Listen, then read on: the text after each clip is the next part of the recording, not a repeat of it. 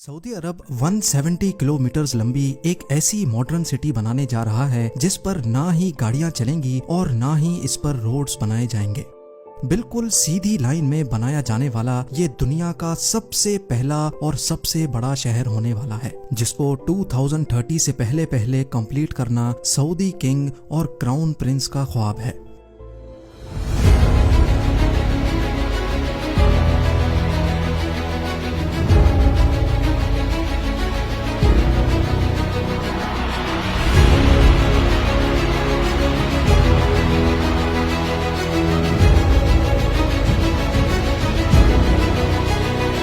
Royal family दुनिया की अमीर तरीन फैमिलीज में शुमार की जाती है। अमेरिकन बिजनेस मैगजीन फोर्ब्स और विकिपीडिया के मुताबिक सऊदी रॉयल फैमिली ना मिलियन ना बिलियन बल्कि 1.4 ट्रिलियन डॉलर्स की मालिक है।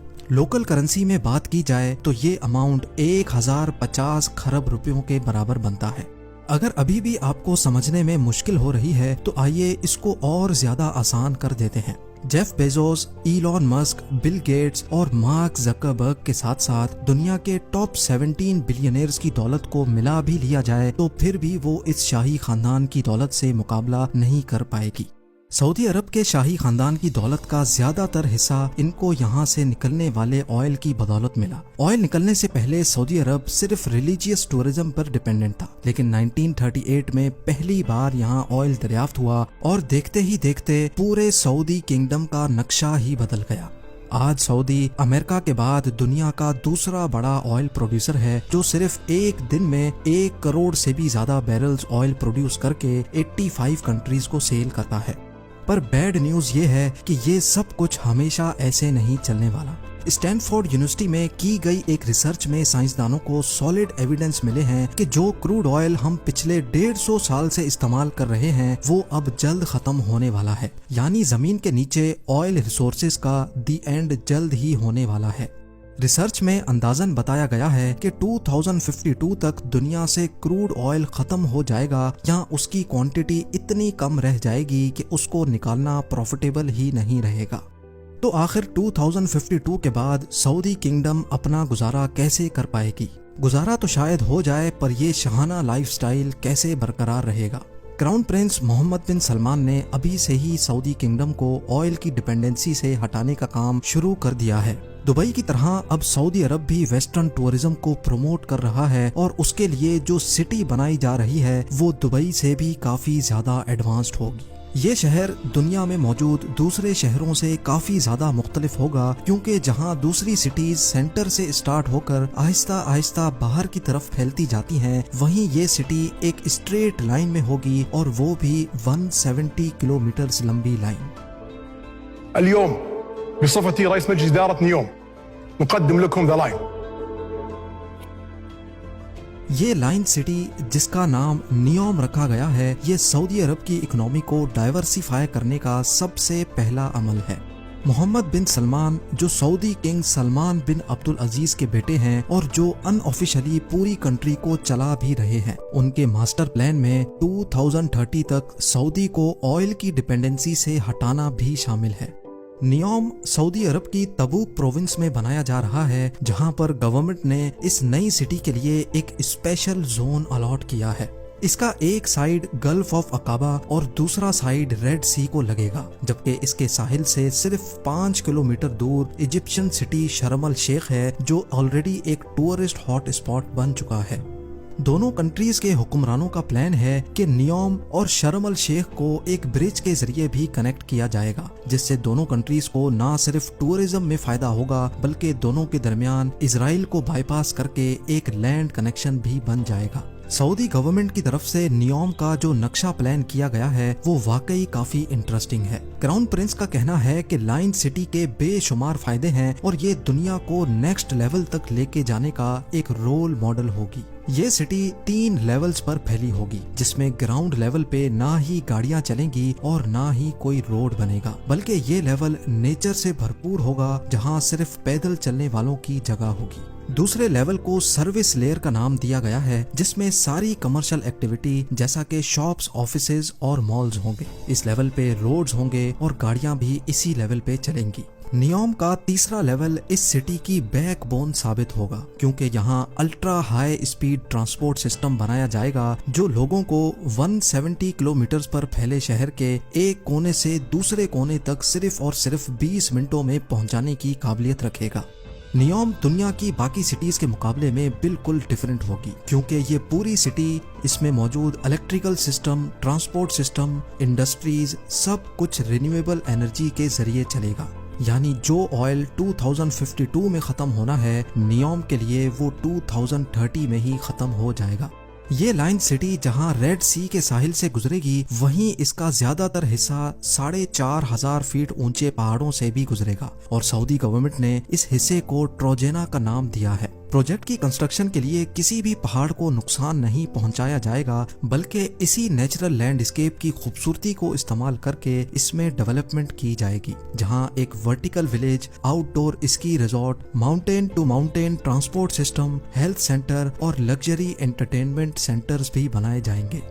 इस लाइन सिटी की जियोग्राफिकल लोकेशन ऐसे रखी गई है कि दुनिया की 40% पॉपुलेशन यहाँ 4 घंटे में पहुँच सकती है और सऊदी क्राउन प्रिंस का टारगेट यहाँ 2052 तक 1 अरब की पॉपुलेशन अट्रैक्ट करना है।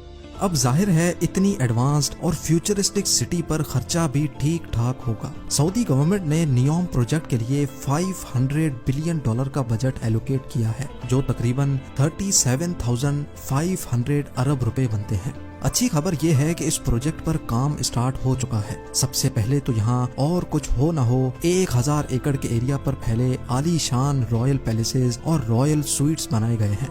प्राइवेट बीच फ्रंट पर बने और बीच रेगिस्तान में हरे भरे लॉन से घिरे हुए ये महलात सऊदी किंगडम के शाही खानदान की आरामगाह है, जिसमें बज़ाहिर दिखने वाला ये प्राइवेट गोल्फ क्लब और 2 प्राइवेट आइलैंड्स भी हैं।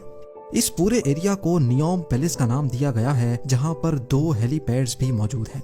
खैर, वापस चलते हैं प्रोजेक्ट की तरफ। नियोम सिटी के लिए एक रीजनल एयरपोर्ट भी बनाया गया है, जो कि 2019 से फुली ऑपरेशनल है, लेकिन फिल वक्त ये यहाँ कंस्ट्रक्शन टीम और दूसरे स्टाफ को सऊदी कैपिटल रियाद से नियोम तक लाने के लिए इस्तेमाल होता है। सऊदी हुक्मरान जहां इस प्रोजेक्ट को लेकर बहुत सीरियस हैं, वहीं इनको बहुत सारे चैलेंजेस का सामना भी करना है। इनकी तरफ से ये दावा किया जा रहा है कि नियोम सिटी 100% रिन्यूएबल एनर्जी पर चलेगी। तो फिर सवाल ये है कि पीने का फ्रेश वाटर जो अभी फॉसल फ्यूल के जरिए सी वाटर को फिल्टर करके इकट्ठा किया जाता है, वो बगैर फ्यूल के कैसे मिलेगा? क्योंकि ये बात तो हम सबको मालूम है कि सऊदी अरेबिया में फ्रेश वाटर की कोई एक भी रिवर नहीं है।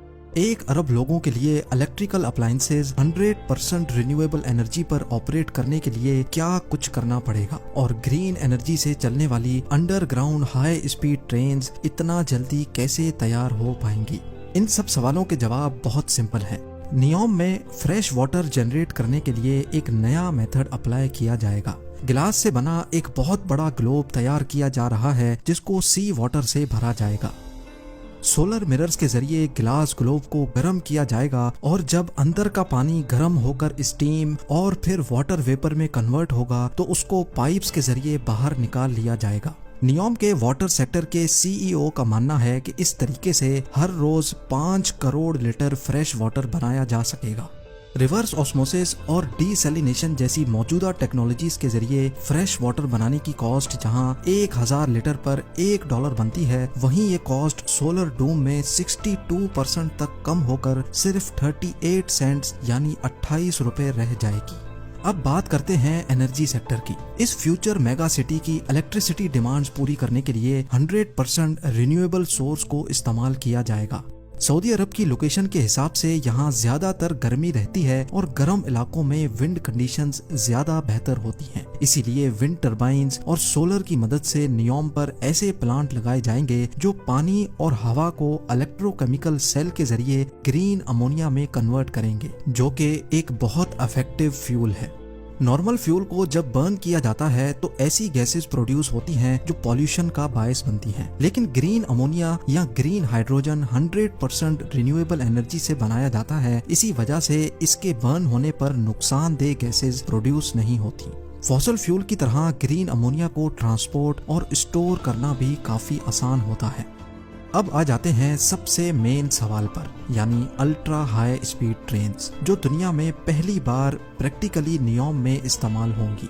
ये high speed trains 482 kilometre per hour से ट्रेवल करके सिर्फ 20 मिनटों के अंदर अंदर लाइन सिटी के एक कोने से दूसरे कोने तक पहुंचा सकेंगी। ये ट्रेन जिस टनल में चलेगी वहां हैवी मैग्नेट्स लगे होंगे जो ग्रीन इलेक्ट्रिसिटी की मदद से ट्रेन को पुश या स्टॉप कर सकेंगे। साथ ही साथ ट्रेन स्टार्ट में तो व्हील पर चलेगी, लेकिन स्पीड अप होने के बाद इसके व्हील्स जमीन से 4 इंच ऊपर उठ जाएंगे और मैग्नेटिक फोर्स पर तैरती हुई ट्रेन सेम इलेक्ट्रिसिटी कंजम्पशन में ज्यादा फास्ट चल सकेगी। इस सिटी का डिजाइन बिल्कुल स्ट्रेट लाइन भी इसी वजह से रखा गया है ताकि अल्ट्रा हाई स्पीड ट्रेन को सफर के दौरान टर्न्स की वजह से स्लो ना होना पड़े। कई एक्सपर्ट्स का मानना है कि इस लेवल की फ्यूचर सिटी और इसमें यूज होने वाली टेक्नोलॉजीज को 2030 तक बनाना पॉसिबल नहीं है, लेकिन नियोम प्रोजेक्ट का विजन और इस पर की जाने वाली मेहनत से एक बात तो क्लियर है कि सऊदी किंगडम अपने फ्यूचर को लेकर काफी सीरियस है और वेस्टर्न टूरिज्म को प्रमोट करने की भरपूर कोशिश भी कर रही है। उम्मीद है